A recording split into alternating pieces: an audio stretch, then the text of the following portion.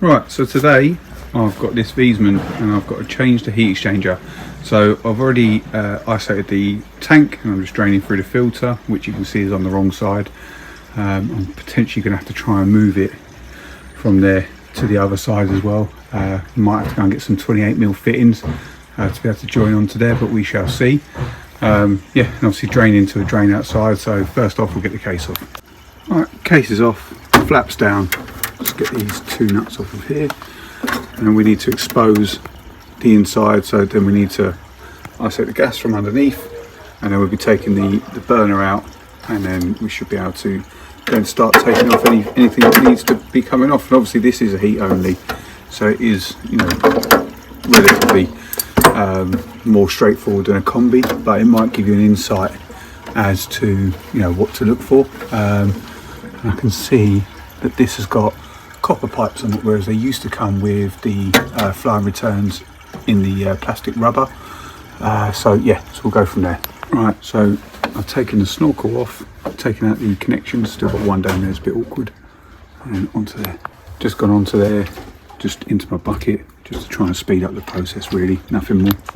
So this is where we're up to right now. I've got the burner out, got all the cabling off. You see it's a little bit choked up in there, nothing too major, but that could have been stopping it from going up above 50 degrees, or the coils could be blocked. So next up, what I've got to do is I've got to undo this up here to get this connection off, and then I've got to try and work out how to get to the back connection.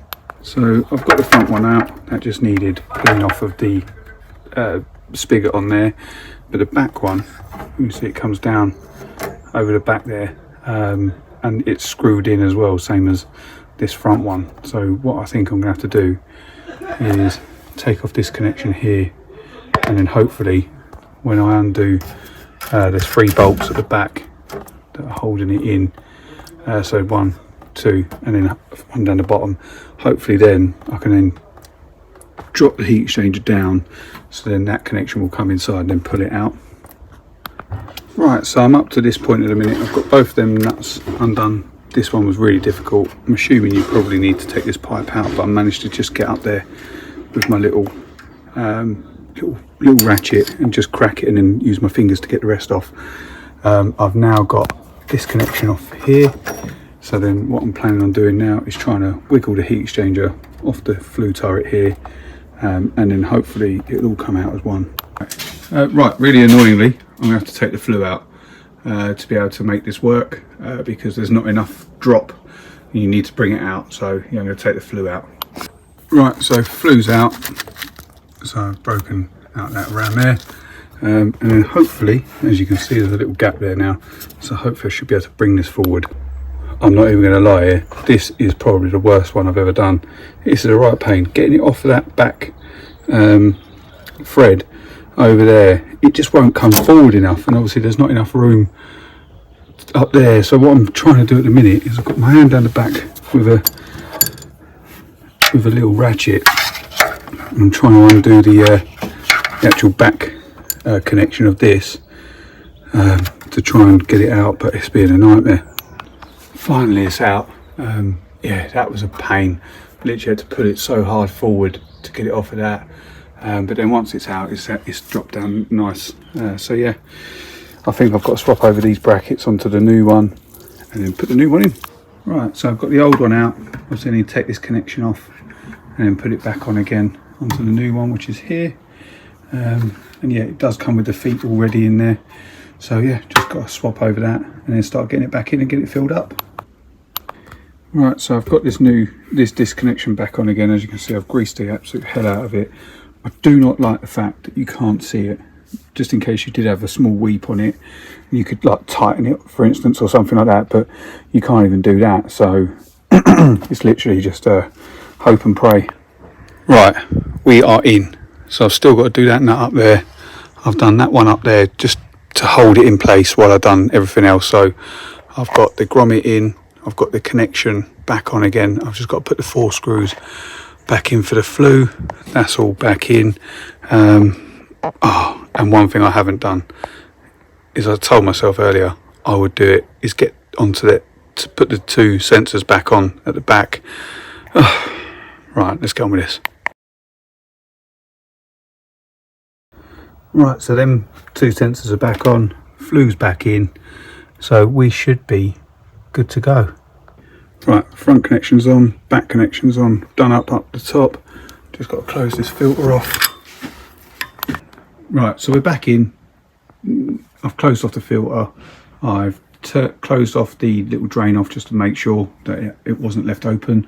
It's quite a big house, so what I'm going to have to do now is go from the garage upstairs into the loft, open up the cold fill, and then leg it back down and pray that it's not leaking. Right, so here's the cold feed from the header tank if you're not sure. So what I'm going to do is just open that up now and then leg it back downstairs. Please no leaks, please no leaks, please no leaks, please no leaks. So you can hear it filling.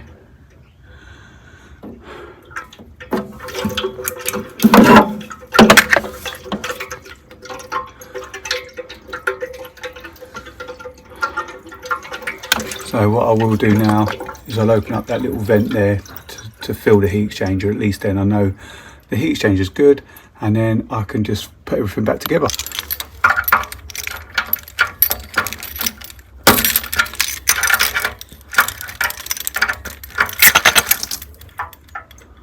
Okay, at least we know we've got water in there.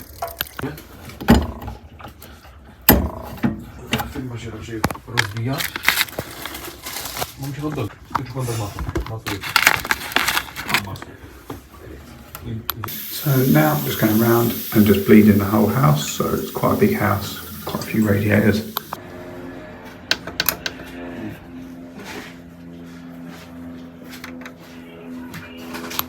So what I do with when I'm doing heat exchangers or refilling anyway, so I always just put hot water only on, just to get it circulating around the smallest coil, and then hopefully then it will just carry on circulating around on the heat, and then afterwards I'm just venting the pump. Right, so I'm unsure what's just gone on, so I'm just checking the header tank, making sure it's full. I can't get the boiler to fire up. It's lit up all of a sudden, just a second ago. I just lost all power, just turned off. So gonna have to investigate a bit deeper now. Right, so it wasn't me, it was the builders on site doing an extension. They tripped the electrics. So what I'm trying to do at the minute is I'm just trying to force the circulation through and just trying to vent the heat exchanger. So I've vented from here with my bucket, and now I'm doing it from the filter as well. I can hear it circulating now, so hopefully I'm trying to force it to circulate, and then hopefully when the temperature gets, hopefully it'll just kick in on its own. But yeah, we'll see. Okay, well I've got it to fire, so I know that's okay. So what I'm just trying to do is still vent it through here, so I can still hear big airlocks coming out. So yeah, still loads of air coming out. You can just see it by the hose.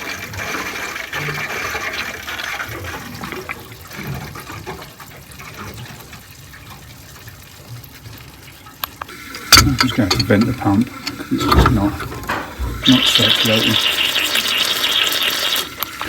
Still going like a good one because you've got such a long, the boiler's down in the garage and we're miles away from it, so you've got quite a long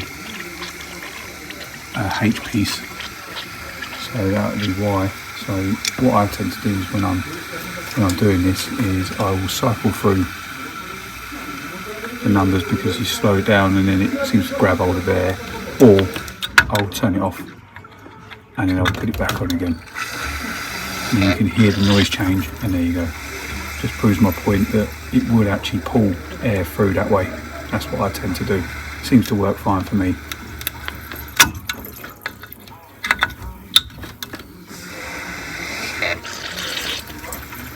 Just keep repeating. Right, so we seem to be getting somewhere now. We're getting some heat here now. So hopefully, I've got that air vent. Hopefully now this is vented. It's always close to.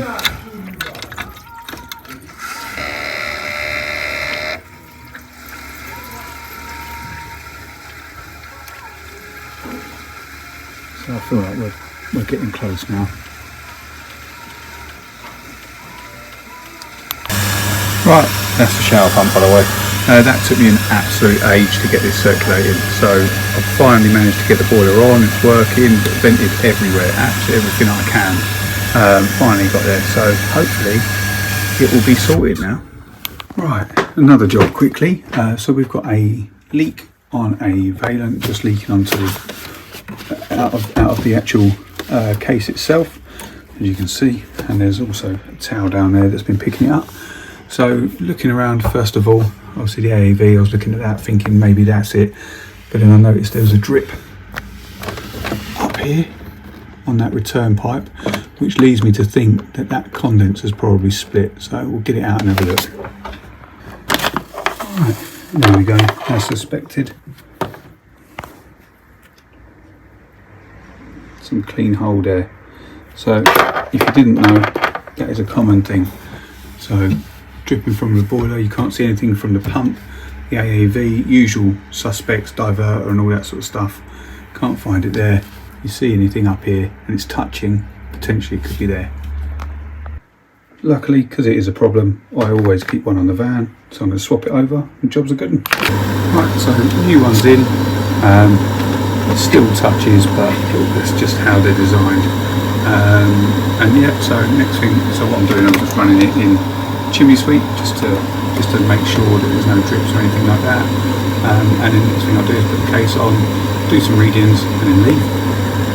Right, so we'll do some readings. It gives us more time then to actually check over the that condense pipe as well. So what I'm going to do is I'm going to do my minimums first. Go to P2, do my readings. Right, so as you can see here, I've got an AAV that's been leaking, and it's been leaking to downstairs, see by the tray. So instead of just closing it off, which is what I was initially going to do, I thought, you know what, let's just replace it. So I'm going to get up in the loft, bung the system and go from there. Right, so we're up here in the header tank. So see, it's not, oh yeah, it's very, that's had lots of chemical put in there. I don't know if you can see that sort of sludge. It's had lots of chemical put in there. And it tends to go like a jelly. Almost turns jellified if it's got loads of chemical being put in. So yeah, lovely. So now I need to find the outlet. Cut through the jelly. We'll go into the outlet. Don't know why I found it so hard. Really get it in there good. Lovely, downstairs. And just to get the pressure to hold, what I'm going to do is I'm just going to vent it from here, put it into my tub, and then hopefully that will stop running. There we go, you can see it just dropping down to nothing, so now we know the bung's held. So what I have got, I've just got this little one here, and it comes with like a 3/8 inch end, comes with a little extension piece, and also this one comes with a 15mm as well end, so I'm hoping just to be able to swap that over. So let's try it.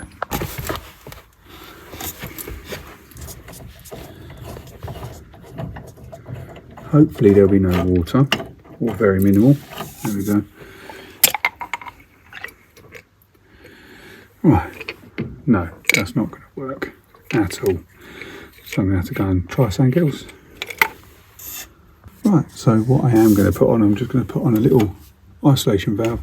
I've already pasted it. Put that on. But I don't think that's going to work with that nut, so I'll have to give that a little wiggle off.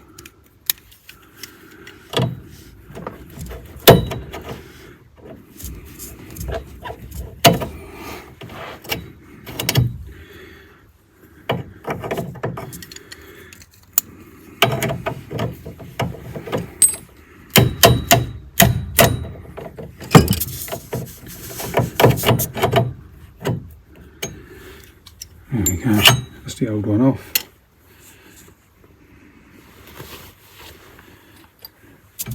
New one on.